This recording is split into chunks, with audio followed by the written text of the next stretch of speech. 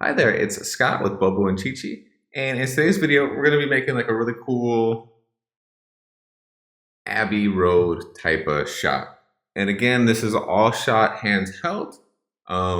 Just like the way that we shoot it is an aperture priority mode, kind of manual focus. And then I took the photo like maybe every 2 seconds, 1.5, like just went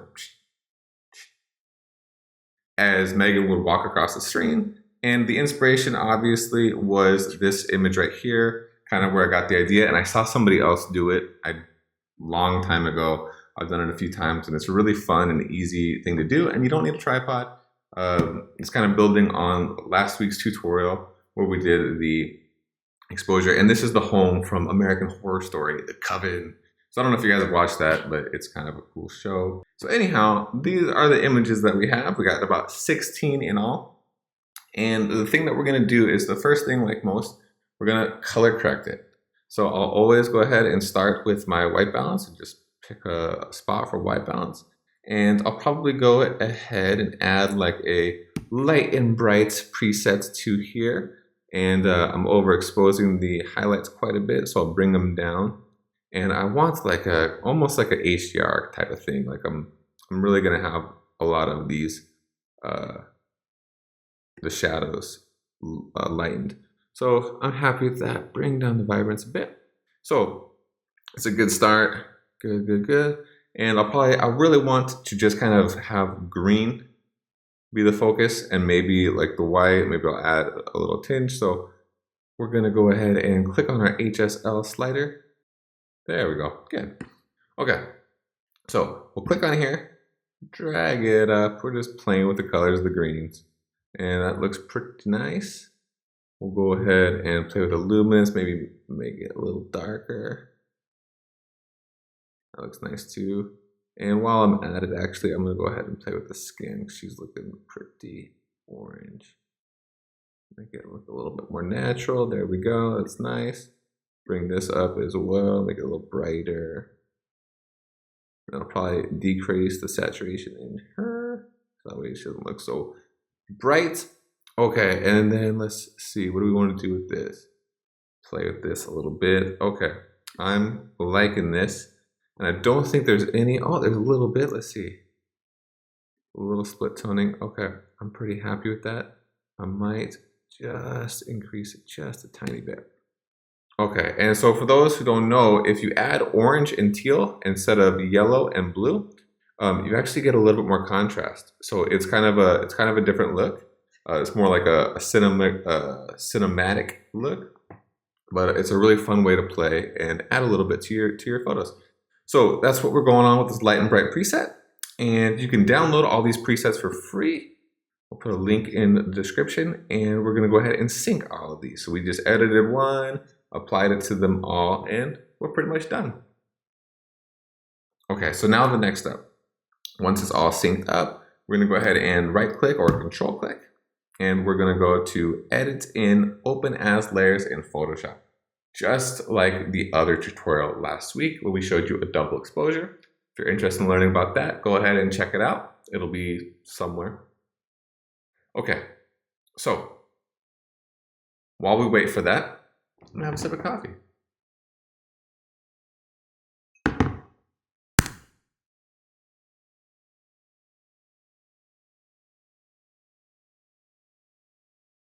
All right, so Photoshop is all done with that, so let's hop in. Now here we are in Photoshop, and the first thing I want to do is just grab all of these layers. There's 16 of them, remember? And if we take a look, you can kind of see like the image will kind of hop around, and that's not what we want. So the first thing we're going to do, again, the reason why is because this is not shot on a tripod. If you wanted more control and more perfection, put it on a tripod when you do this, and you won't have to do this step. I didn't. So here we go. We're going to go to Edit. We're going to go to Auto Align Layers and click Auto, and that'll be good enough. And then Photoshop is going to work its magic, and it's going to put it on a tripod, basically. Okay, so now that we've done that, all we're going to do is grab our Marquee Tool up here, and we can either go and select the Marquee Tool and change it to elliptical, or we can just click Shift and M. once we've hit the Marquee tool, and we can grab it. And we're just gonna draw it around the objects. And just remember, you don't have to be super perfect here. You can, if you really want like crazy control, you can go ahead in here and just kind of option click and make things out, or add to things. Oh, whoops. Shift click will add, option click and drag will take away. So we can go ahead and mask these things out. And as you'll see, you're starting to have a little bit of an intersection. And that's not a big deal. We're not going to worry about that just yet. We're just going to go ahead and quickly and roughly mask all of these images out one by one. And so we'll just do that real quickly. And I'm starting to notice that I'm probably not going to use every single image because they are kind of right on top of each other, but who knows, maybe we'll do it. And we're just doing the same thing for all of these. And see now back here at the end, you're really starting to have a lot of overlap in these images, but we can try to be a little bit more precise. Oops, don't want that. Okay, so now we're done. So what we can do here is we can either go through and fine tune all of these, but if I'm being honest, I think that's gonna be too much work. So I'm just gonna go ahead and turn off every other layer and see how that looks. Just so it's kind of even and in balance. And I like that, but these ones are too close. So I'm gonna shift click and turn this layer off and just turn that one completely off. So that way it's just got a nice balance in between all of them. You see how it just kind of, there's a gap and it's pretty consistent. Now I personally like that. So that's what we're gonna do. And so now what we need to do is just go ahead, and I'm actually going to, whoops. I'm gonna go ahead and shift click and group all of these so that way I just don't have to deal with them. And put them in a group. Leave that layer. Okay, so now I don't have to deal with it. That's tragic. So this way, don't have to deal with it. It's less layers, less things to worry about. So what I'm gonna do is I'm just gonna grab the brush tool and I'm gonna select these masks, and I'm working from the top to down. And if we look in here, we can probably go ahead and add a feather. And what I'm gonna do is I'm gonna grab my brush and I'm gonna bring it down to a hardness of maybe like 30% should be good. First, I'm going to bring in the shoe. So white will paint on in the mask, and X will go to black, and you can just kind of brush it away. So I didn't really explain that super well. So what I'm doing here is I'm drawing on this mask, and I'm doing it with the paintbrush tool. So I press B to go to the paintbrush, or you can just click here. And if you look at this mask, white is going to reveal anything in here. You can actually see it visually represented, and black will take anything away. So if I see white down here, then I know that I am, whoops, if I see white here, then I know that I am painting things on. If I see black here, then I know that I am going to be brushing things away. And it's really that simple. So I just want to brush away a little bit where you see like these edges. And so I'm just going to go in through here and just kind of neatly clean it up. Pretty simple. And I can see I got a little bit of the heel missing, so I'm going to go ahead and draw it back in. And that looks pretty good. This one looks pretty good. I'm just going to, whoops.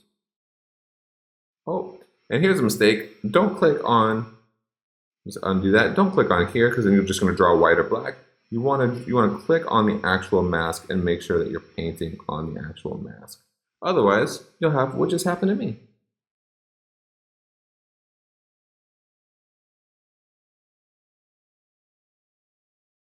Okay, so that looks pretty good to me. I'm going to go ahead and save this by pressing Command Save.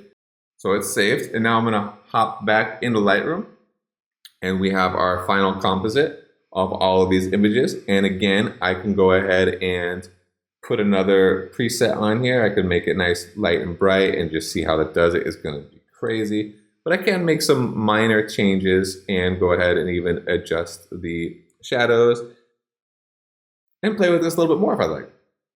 So that is complete up to you.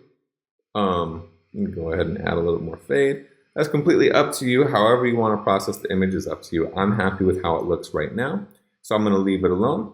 And the last thing I'd want to do is just crop it. And I'm going to try to crop out as much as I can.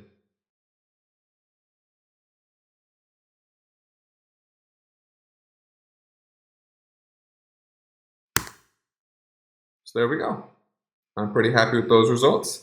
That's pretty much all there is to it. So now you can go ahead and start creating your own Abbey Road style shots. You don't need anybody else. You just need somebody to walk in front, or you can set it up on a tripod. Maybe put an intervalometer on, and maybe put the interval at 2 seconds, and go ahead and walk through a scene yourself, and you could be all the members of the Beatles. And this is a pretty fun and easy way to kind of make your photos a little bit different than your average shot that you see everybody else doing. So I hope you enjoyed this tutorial. If you liked it, and again, if you like any of the presets that we use for Lightroom, please go ahead, go on boboandchichi.com, put in your name and email, and you can download the presets for free. Really appreciate it. Again, if you like this, please subscribe. Let us know in the comments below what you'd like to see us talk about next. And be sure to share the love with any other photographers that you know. Thanks a lot for your time. I'll see you next time.